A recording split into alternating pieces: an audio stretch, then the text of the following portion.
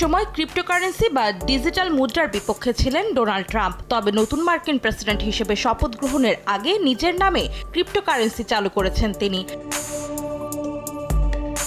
গেল শুক্রবার রাতে ট্রাম্প নামে মিম কয়েন চালুর কয়েক ঘন্টার মধ্যেই এর বাজার মূল্য পৌঁছে যায় কয়েকশো কোটি ডলারে।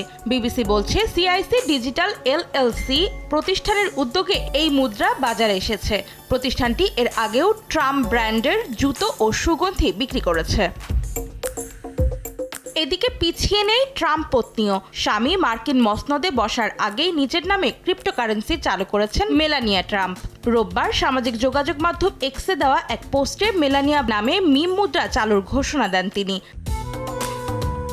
মার্কেট ক্যাপ ওয়েবসাইটের তথ্য অনুযায়ী ট্রাম্পের নামে থাকা ক্রিপ্টোকারেন্সির মোট বাজার মূল্য 870 কোটি ডলার, আর মেলানিয়ার নামে চালু করা ক্রিপ্টোকারেন্সির মোট বাজার মূল্য প্রায় 130 কোটি ডলার।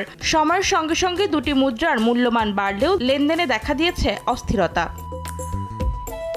অন্তরা সেন, সময় সংবাদ।